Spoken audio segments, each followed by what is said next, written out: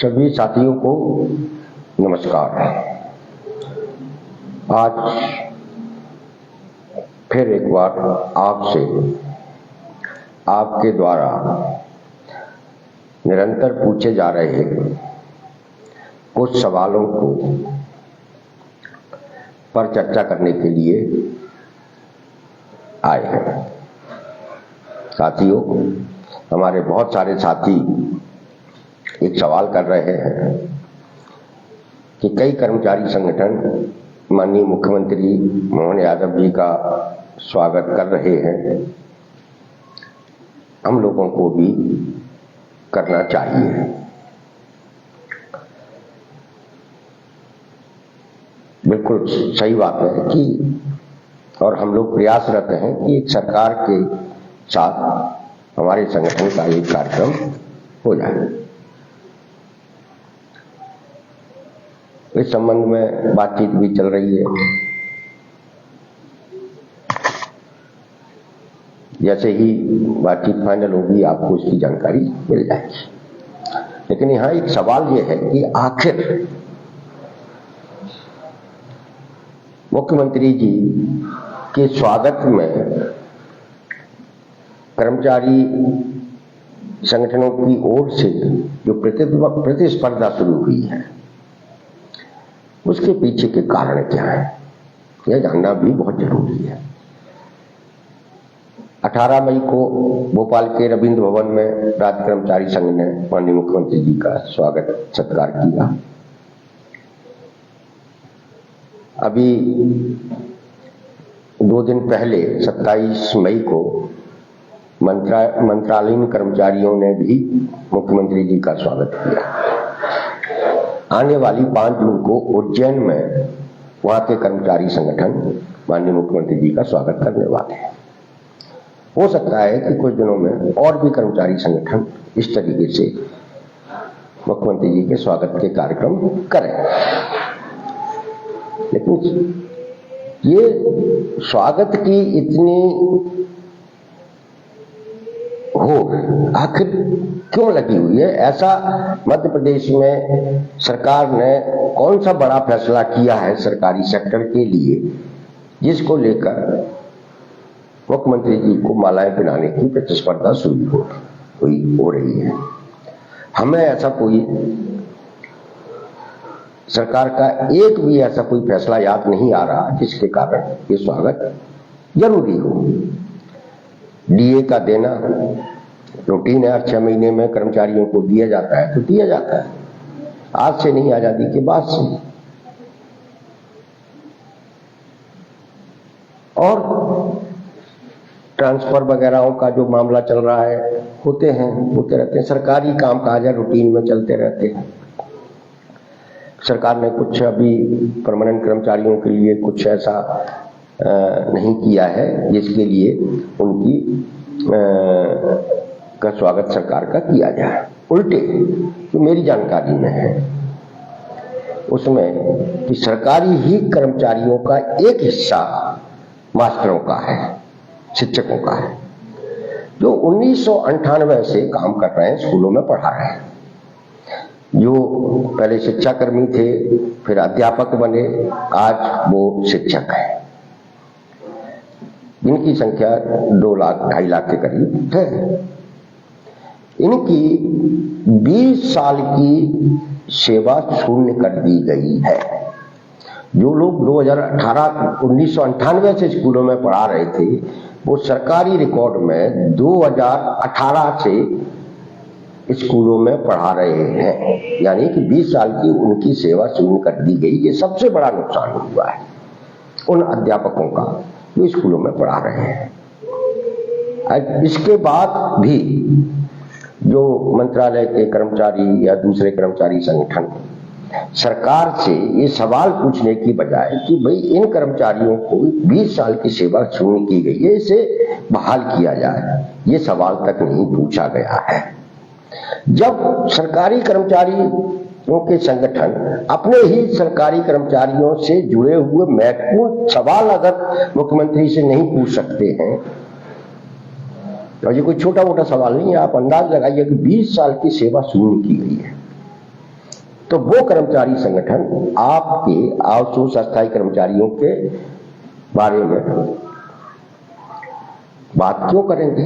और वही हुआ कि न तो 18 मई के रविंद्र भवन के कार्यक्रम में मुख्यमंत्री जी से आप लोगों के सवालों के बारे में संगठनों ने पूछा, न अभी मंत्रालय में जो 27 तारीख हुआ उसमें पूछा, और ना ही उज्जैन में जो कार्यक्रम हो रहा है 5 जून को उसमें पूछने वाले हैं, और आगे भी जो कर्मचारी संगठन को करेंगे उसमें भी आपकी चर्चा नहीं होने वाली है, निश्चिंत रहिए। अब महत्वपूर्ण बात यह है कि आखिर ये कर्मचारी संगठन सक्रिय क्यों हुए और मुख्यमंत्री जी इतने व्याकुल क्यों हुए कि उन्हें मालाएं पहनी। वो तो जहां जहां जा रहे हैं, दिन में 5 जिलों में जाते हैं, हर जगह उनको मालाओं से उनको लाद दिया जाता है। उसके बाद भी उन्हें इन कर्मचारियों से जो माला पहनने की, स्वागत कराने की ऐसी कौन सी जल्दबाजी थी जिसे वो जिसके कारण वो इनके आयोजनों में शामिल हो रहे हैं। तो साथियों, इसका एक ही जवाब है, वो है कि पिछले 2 साल के अंदर आप सब लोगों ने और हम लोगों ने मिलकर मध्य प्रदेश में आउटसोर्स अस्थायी कर्मचारियों के जो वास्तविक मुद्दे हैं उन पर जो आंदोलन किए, उन पर जो चर्चा कराई मीडिया के जरिए, अखबारों के जरिए, सोशल मीडिया पर, उससे ऐसा लगा कि मध्य प्रदेश के अंदर जो परमानेंट कर्मचारियों के संगठन हैं उनकी चर्चा लगभग बंद सी हो गई थी, और जनता के अंदर भी ये वातावरण बना कि मध्य प्रदेश में सरकारी विभागों में काम करने वाला जो कर्मचारी है उसके साथ अन्याय हो रहा है, जो लाखों में है, जो स्कूलों से लेके पंचायतों तक, वल्लभ भवन से लेके सतपुड़ा तक सब जगह है। वह कंप्यूटर चला रहा है, गाड़ी चला रहा है, गाड़ियां चलाता है, वो स्कूलों में पढ़ाता है, वो सब कुछ करता है, मतलब ये लाखों में। और इसी की चर्चा पिछले 2 साल में आपने देखा होगा सोशल मीडिया पर भी, मीडिया में भी हुई है। और इस चर्चा के दौरान जो हम अक्सर एक सवाल उठाते रहे हैं कि पिछले 20 साल में इस मध्य प्रदेश के अंदर सरकार ने सरकारी विभागों में एक नियमित चपरासी की भर्ती नहीं की है। एक नियमित चपरासी है, कंप्यूटर के बगैर कोई काम नहीं हो सकता किसी भी दफ्तर का, ये कंप्यूटर ऑपरेटर की भर्ती नहीं की। सारे अधिकारी, सारे मंत्री गाड़ियों में घूमते हैं, लेकिन सरकार के पास अपना एक ड्राइवर नहीं है, ड्राइवर की भर्ती भी नहीं की है। स्किल इंडिया की बात होती है, लेकिन इनके पास बच्चों को ट्रेंड करने वाले शिक्षक नहीं है। दूर दराज के ग्रामीण शिक्षकों स्कूलों में अतिथि शिक्षक जो अस्थायी कर्मचारी है वह स्कूलों का संचालन कर रहा है। इस तरीके से पूरे मध्य प्रदेश में हम लोगों ने 2 साल के अंदर ये वातावरण बनाया कि सरकार जिस रास्ते पर चल रही है उस रास्ते पर जो रोजगार नहीं है और जो रोजगार मिल रहा है वो रोजगार असुरक्षित है, अनिश्चितताओं भरा है और उसमें पैसा भी नहीं मिलता है। इससे सरकार की बहुत बदनामी हो रही थी। भारतीय जनता पार्टी के जो स्थानीय स्तर के नेता हैं वो भी इस सवाल को सरकार तक पहुंचाने लगे कि आखिर ये जो चर्चा हो रही है कि इस चर्चा में सच्चाई कितनी है, और सच्चाई तो 100% थी। जब 100% सच्चाई है जो हम लोग मुद्दा उठा रहे थे, तो निश्चित रूप से इसका जवाब न तो बीजेपी के नेताओं के पास है, सरकार के पास है। इसका तो एक ही जवाब है कि सरकार उस नीति में बदलाव करे जिस नीति के तहत आपको रखा गया है। 2000, 4000, 5000, 7000, 8000, 10000 में आपसे काम कराया जा रहा है। आपको भी सम्मानजनक नौकरी मिले, आपको भी भरपेट भोजन करने, सम्मान से जीने लायक पैसा मिले, ऐसा सरकार को करना चाहिए। और ये सामान्य सी बात है, ये हर तरफ चर्चा का विषय बना था कि भाई ये आउटसोर्स क्या कर्मचारी ये क्यों रख लिए सरकार ने। इसका जवाब सरकार के पास नहीं था। इसीलिए सरकार की तरफ से, सरकार का जो मैनेजमेंट है उसकी तरफ से एक अभियान शुरू किया गया है कि ये जो ऑल डिपार्टमेंट अस्थायी आउटसोर्स कर्मचारी मोर्चा की ओर से जिन सवालों को उठाया जा रहा है उन सवालों को चर्चा से बाहर किया जाए और कर्मचारी जो नियमित कर्मचारी है जिसकी संख्या बहुत कम रह गई है उनके संगठनों को चर्चा में लाया जाए और उनके जरिए मुख्यमंत्री जी के स्वागत सत्कार कराया जाए, जिससे लोगों में ये जो वातावरण बना है कि सरकारी विभागों में कर्मचारी ही नहीं है, सब आउटसोर्स अस्थायी कर्मचारी है, उस माहौल को थोड़ा ठंडा किया जाए। और इसलिए एक योजना के तहत कर्मचारी संगठनों को सक्रिय किया गया है, मुख्यमंत्री जी को ले जाया जा रहा है और आगे भी ले जाएगा। तो साथियों, इससे ये आप लोगों के साथ एक तरीके की साजिश भी हो सकती है कि आपके जब तक आपके सवालों का समाधान सरकार नहीं निकाल लेती तब तक आपको हाशिए पर ही रखना है। ये सरकार की नीति है, अधिकारियों की नीति है और इसलिए ये सब कुछ चल रहा है। इसलिए मुख्यमंत्री जी के कर्मचारी संगठनों के द्वारा जो स्वागत सत्कार किए जा रहे हैं उसको लेकर विचलित होने की जरूरत नहीं है। सबके अच्छे दिन आते हैं, अपने भी अच्छे दिन आएंगे, इस बात की गारंटी है। और ये जो नौकरियों में अस्थायी आउटसोर्स प्रथा है इसका अंत होगा और कराएंगे। एक और बात, मुख्यमंत्री अगर आपके पास आ भी जाते हैं तो आपका इस अन्याय का अंत हो जाएगा, इस बात की भी कोई गारंटी नहीं होती है। विधानसभा चुनाव से पहले मुख्यमंत्री माननीय शिवराज सिंह चौहान जी ने खुद आप सब लोगों को बुलाया था, मतलब जितना भी अस्थायी प्रवृत्ति का कर्मचारी था उनकी पंचायत थी कि उन्हें बुलाया और उन्हें सार्वजनिक तौर पर घोषणा की कि हम सबके वेतन दोगुने कर रहे हैं, हम सबको नौकरी में सुरक्षा दे रहे हैं, अतिथि शिक्षकों को 12 महीने का सेवा काल और कर्मचारी शिक्षक का दर्जा दे रहे हैं। जो मुख्यमंत्री की का भाषण था, घोषणाएं थी जो लाल परेड ग्राउंड में उन्होंने सार्वजनिक तौर पर की थी। जब मुख्यमंत्री की घोषणा सार्वजनिक तौर पर की गई घोषणा आज तक उन पर अमल नहीं हुआ, अमल होना तो दूर, आज के हमारे मुख्यमंत्री हैं वो उस पर चर्चा ही नहीं कर रहे। क्या अतिथि शिक्षक बन गए? नहीं। क्या संविदा कर्मचारियों की से किया गया वादा पूरा हो गया? नहीं। क्या पेशा मोबाइजर से किया गया वादा पूरा हो गया कि नहीं? आशाओं से किया गया वादा पूरा हुआ? नहीं हुआ। किसका था? रोजगार सहायकों से किया गया वादा पूरा हुआ? नहीं हुआ। तो मुख्यमंत्री ही अगर झूठ बोले तो फिर अपना भला कैसे होगा? ये सोचने की बात है, इस पर सोचिए और विचार कीजिए। हम लोग प्रयास करते हैं कि कैसे भी आप लोग संख्या में लाखों हों, उनके साथ न्याय हो, और जब तक न्याय नहीं होता है तब तक हम लोगों को संगठित होते रहने की प्रक्रिया से गुजरते रहना होगा। देखिए, आप भले ही नहीं माने, भले ही स्वीकार न करें, लेकिन आप लोग गुलामों जैसी जिंदगी जी रहे हैं, ये सच्चाई है। और इस गुलामी से मुक्ति की लड़ाई के लिए आपको अपना गांधी तैयार करना पड़ेगा, तभी आप इस जिल्लत भरी जिंदगी से बाहर निकल सकते हैं। सरकारों के नेताओं के भरोसे बैठे रहने से कुछ नहीं होने वाला। कुछ दिन आपसे नौकरी कराएंगे, काम कराएंगे, फिर बैठा दिया जाएगा, फिर रख लिया जाएगा, फिर बैठा दिया जाएगा और आपका जीवन ऐसे ही गुजर जाएगा। जीवन कोई बहुत बड़ा होता है और जैसे जैसे आपकी उम्र बढ़ती जाएगी वैसे वैसे आप में निराशाएं भी बढ़ेंगी और आप अपने जीवन से असंतुष्ट रहेंगे, हताश रहेंगे और इस हताशा में आप जो सपने देखे हैं उन सपनों की तरफ भी नहीं बढ़ पाएंगे। तो साथियों, जो मैं लगातार कहता रहा है कि ये जो 2 साल के अंदर आप लोगों के सवाल जिस तरीके से चर्चा में आए उसने सरकार को चिंतित भी किया, विचलित भी किया और जिसके जवाब में अपने समर्थक परमानेंट कर्मचारियों के संगठनों को सक्रिय करके मुख्यमंत्रियों के फूल मालाएं पहनाई जा रही हैं। हमारे और आपकी चिंता का विषय यही है कि कर्मचारियों के बीच में जब मुख्यमंत्री, श्रम मंत्री जाते हैं तो उन्हें हमारे बारे में भी बात करना चाहिए। हम ये एक उम्मीद रखते हैं जो एक सामान्य सी उम्मीद है, क्योंकि हम भी मध्य प्रदेश के नागरिक हैं, हम भी सरकार का ही काम कर रहे हैं।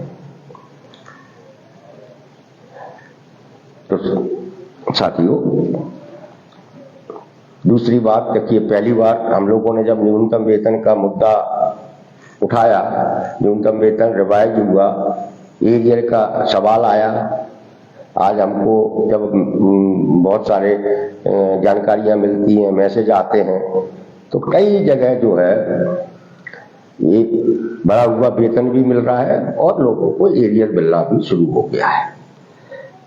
हमारी ये कोशिश थी कि सबको एक साथ, सारे विभागों में एक साथ सबको एरियर मिले, बढ़ा हुआ वेतन मिले, लेकिन ऐसा नहीं हुआ। और ऐसा नहीं हुआ, इसकी वजह स्पष्ट है कि जब माननीय न्यायालय से सारी चीजें स्पष्ट हो गई, क्लियर हो गई, उसके बाद सरकार को, खास करके श्रम मंत्री को एक अपील करना चाहिए थी कंपनियों को, विभागों को, कि वह उनके यहाँ काम करने वाले जो आउटसोर्स कर्मचारी है, जनभोगी, जो न्यूनतम वेतन के दायरे में आते हैं, उन्हें एरियर सहित बढ़े हुए वेतन का भुगतान कराएं। लेकिन श्रम मंत्री ने ये छोटी सी अपील भी नहीं की, जबकि उनके सामने मौका था। जब भारतीय मजदूर संघ का कार्यक्रम हो रहा था, जिसमें मुख्य अतिथि के तौर पर श्रम मंत्री मौजूद थे, उस कार्यक्रम में माननीय श्रम मंत्री को ये बात कहनी चाहिए थी, लेकिन उन्होंने बात नहीं की। सरकार की तरफ से स्पष्ट कोई निर्देश न जारी होने के कारण इसमें विलंब हो रहा है। अभी भी बहुत सारे विभाग बचे हुए हैं जहां एरियर नहीं मिला है। एमपीवी के कुछ हिस्से बचे हुए हैं। डायल 100 जो पुलिस की है, डायल 100 में 3-4 महीने से वेतन भी नहीं मिला और एरियर भी नहीं मिला है। वहां भी 4-5 हजार आउटसोर्स कर्मचारी। ये जो पशु चिकित्सा विभाग में जो संजीवनी पशु चलित चिकित्सालय है, उसमें जो ड्राइवर हैं और जो लोग हैं, उनको भी एरियर नहीं मिला है। 6-7 महीने से वेतन भी नहीं मिला है। ये इसलिए समस्या आ रही है क्योंकि सरकार ने समय पर विभागों को बजट नहीं दिया, और बजट नहीं दिया है, इस कारण से वेतन मिलने में भी विलंब होता है और एरियर में भी दिक्कतें आ रही हैं। अभी एनएचएम के एमडी ने जो है एक लेटर जारी किया है कि 1 तारीख को आउटसोर्स कर्मचारियों के वेतन का भुगतान कराया जाए।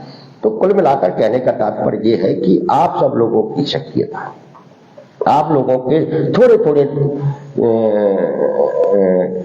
संगठित होने से कम आज मध्य प्रदेश के अंदर अस्थायी आउटसोर्स कर्मचारी एक चर्चा में है, मुद्दा बने हैं। और जब मुद्दा बनते हैं तो निश्चित रूप से उस मुद्दे का समाधान सरकार को करना ही पड़ता है। आज भी हमारे अंशकालीन जो स्कूलों छात्रावासों में है अस्थायी कर्मचारी हैं, उनकी समस्या जो कि त्यों बनी हुई है, वो आज भी 5,000 रुपये में काम कर रहे हैं। मैं पिछले दिनों शिक्षा विभाग के अधिकारियों से मिला, उनकी तरफ से यही कहा गया कि नहीं, ये बहुत गलत हो रहा है, इसके लिए कोई रास्ता निकालना चाहिए सरकार को। हम लोग प्रयासरत हैं। पंचायतों में जो चौकीदार, पंप ऑपरेटर, रथ, सफाई कर्मी जो है, उनके साथ भी यही है कि अभी भी वही 3,000-4,000 रुपये मिल रहे हैं। हम लोग उनके कमिश्नर से भी मुलाकात हुई हमारी, तो चीजें चल रही हैं। कुल मिलाकर ये है कि आज हम जहां भी जिस विभाग के अंदर भी गए, फिर हम 2-3 तारीख को भोपाल जाने वाले हैं, फिर मिलने वाले अधिकारियों से, कि हम जिस विभाग के अंदर भी गए हैं और जिस अधिकारी से भी बात की, हर विभाग के अंदर हमारे अस्थायी आउटसोर्स कर्मचारियों के ज्ञापन मौजूद हैं, पहुंचे हैं बड़ी संख्या में।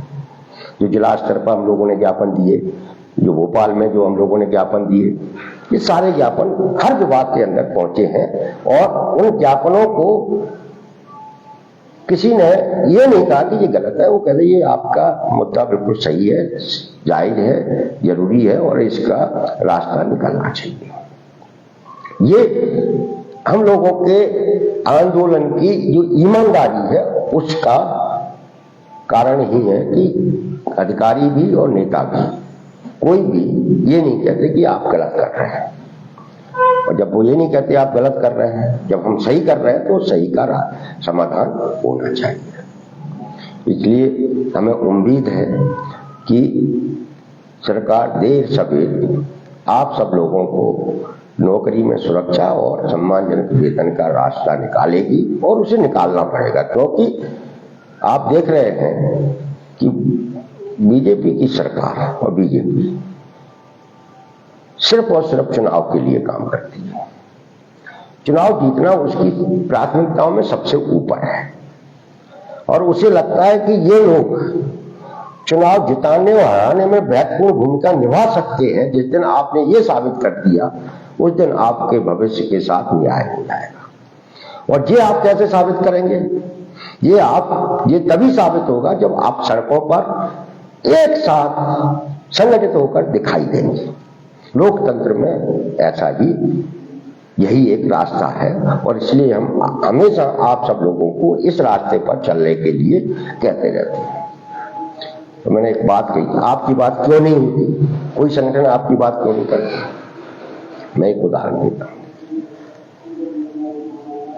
मध्य प्रदेश में 2 राजनीतिक पार्टियां हैं जो बड़ी हैं, ताकतवर हैं, मजबूत हैं। एक भारतीय जनता पार्टी, दूसरी कांग्रेस। दोनों ही पार्टियों को मजदूर के, कर्मचारी के, कामगार वर्ग के वोट दोनों ही पार्टियों को चाहिए कि नहीं? लेकिन हम देखने में आ रहा है कि कोई भी नेता कभी अफसरों को छोड़ दे, हमारे कार्यक्रम में कोई नेता आ जाता है या किसी वर्ग में तो बात कर जाए तो ठीक है, लेकिन कभी किसी पार्टी के नेता को आपके सवालों पर भाषण देते हुए नहीं सुना होगा, आपने भी और हमने भी नहीं सुना।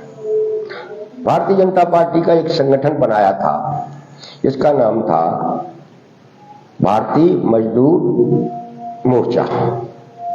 राष्ट्रीय स्तर का संगठन था, जिसके राष्ट्रीय अध्यक्ष थे प्रहलाद पटेल जी, जो आज मध्य प्रदेश के संबंधित हैं। यह संगठन बीजेपी ने इसलिए बनाया था कि उन्हें जो असंगठित क्षेत्र का जो कर्मचारी और मजदूर है, उसे भारतीय जनता पार्टी से जोड़ना है। और प्रहलाद पटेल जी ने इस संगठन को बहुत अच्छे से चलाया। असंगठित क्षेत्र के जो कर्मचारी मजदूर था, उसको बीजेपी से जोड़ने का भी काम किया। लेकिन इस संगठन को चलाने के लिए निश्चित रूप से कोई भी नेता होगा, उसको अगर इस वर्ग के लोगों को जोड़ना है तो उसको वही बात करनी पड़ेगी जो मैं कर रहा हूं कि भाई आप वेतन बढ़ाइए, कम से कम उतना दीजिए जितने मुझे जिंदा रह सके।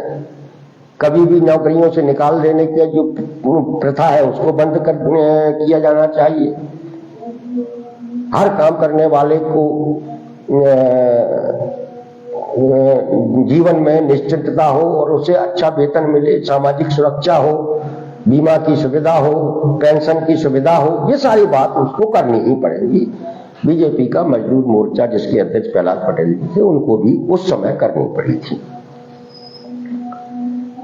2014 के बाद बीजेपी की केंद्र में सरकार बन गई। कुछ दिन तक ये संगठन पहले सक्रिय था, फिर धीरे धीरे थोड़ा निष्क्रिय हुआ। आज बीजेपी ने अपने इस संगठन को लगभग खत्म कर दिया है, कहीं इसका कोई नाम नहीं है। क्यों नहीं? क्योंकि यदि बीजेपी इस संगठन को चलाती है तो निश्चित रूप से उस संगठन के जरिए उसके नेताओं को आप सब लोगों की बात करनी पड़ती, न्यूनतम वेतन की बात करनी पड़ती, हेरियर की बात करनी पड़ती, नौकरी में सुरक्षा की बात करनी पड़ती, सामाजिक सुरक्षा की बात करनी पड़ती, बीमा की बात करनी पड़ती, ये तमाम सारी बात करनी पड़ती। अब ये बात नहीं करनी पड़े, इसलिए बीजेपी ने अपने उस संगठन को ही खत्म कर दिया। कांग्रेस में भी ऐसा कोई संगठन नहीं है कि जो आपकी स्पेशली बात करे। हम लोगों ने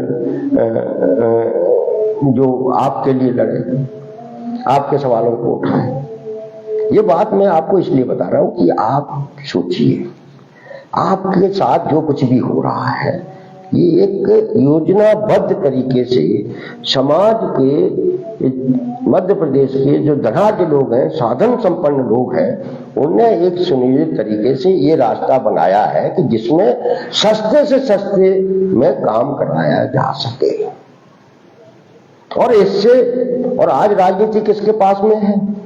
राजनीति में, चाहे वो कांग्रेस में हो या बीजेपी में हो, दोनों ही पार्टियों में राजनीति में जो आपको लोग आगे दिख रहे हैं, चुनाव लड़ते हुए, विधायक बनते हुए, सांसद बनते हुए, एक का दुक्का को छोड़ दें तो सब करोड़पति हैं, अरबपति हैं, सब बिजनेसमैन हैं, सब व्यापारी हैं, सब धंधा करते हैं, सब जमींदार हैं, राजघरानों से जुड़े हुए, यही लोग हैं। अब इन लोगों को क्या चाहिए? इन लोगों को सस्ते कर्मचारी, सस्ते मजदूर चाहिए। हर नेता को चाहिए कि 5,000 रुपए में उन्हें ड्राइवर मिल जाए जो उनकी गाड़ी चलाए। हर नेता को 5-6 हजार रुपए में एक कंप्यूटर ऑपरेटर चाहिए जो सुबह से लेकर शाम तक उनका काम करे। तो ये पूरी जो पॉलिसी बनाई गई है, ये पॉलिसी बाकायदा योजनाबद्ध तरीके से प्लानिंग के साथ बनाई गई है। इसे खत्म कराने के लिए आपको ही आगे आना पड़ेगा, आपको अपना गांधी तैयार करना पड़ेगा संघर्षों के जरिए, जो आपकी बात करे, आपके लिए लड़े, आपसे जो है आपके लिए सरकारों से टकराए, मंत्रियों से टकराए, अधिकारियों से टकराए, ये आपको ताकत पैदा करे। और जब तक आप ये ताकत पैदा नहीं करते हैं, अपना नेता तैयार नहीं करते हैं, तब तक आपके साथ न्याय हो पाएगा ये कहना भी मुश्किल है। तो साथियों, जो भी चर्चाएं चल रही हैं, जो कुछ भी हो रहा है, इस सब में हमारे और आप सब लोगों के लिए अच्छी बात यह है कि आप लोग संगठित होना शुरू हुए हैं। जिस दिन पूरी ताकत में संगठित होकर खड़े सड़कों पर नजर आएंगे, उस दिन आपके साथ न्याय हो जाएगा। हम लोग बहुत जल्दी किसी को बुलाकर भोपाल में कार्यक्रम करने वाले हैं, कुछ की भी चर्चा हम आने वाले दिनों में करेंगे। बाकी मेरा आपसे पुनः यह आग्रह है कि आप अपने अपने स्तर पर, जिला स्तर पर एक दूसरे से संपर्क करिए, संगठित होने की कोशिश कीजिए। अभी पूरे देश के अंदर माहौल युद्धोन्मादी बना हुआ है, सब लोग तिरंगा और जय हिंद यात्राओं में व्यस्त है। हमारी और आपकी बात नहीं सुनी जाएगी। जैसे ही माहौल अनुकूल होता है, हमारे संगठन की सक्रियता पहले से कई गुना तेजी के साथ बढ़ेगी। तब तक के लिए नमस्कार, धन्यवाद।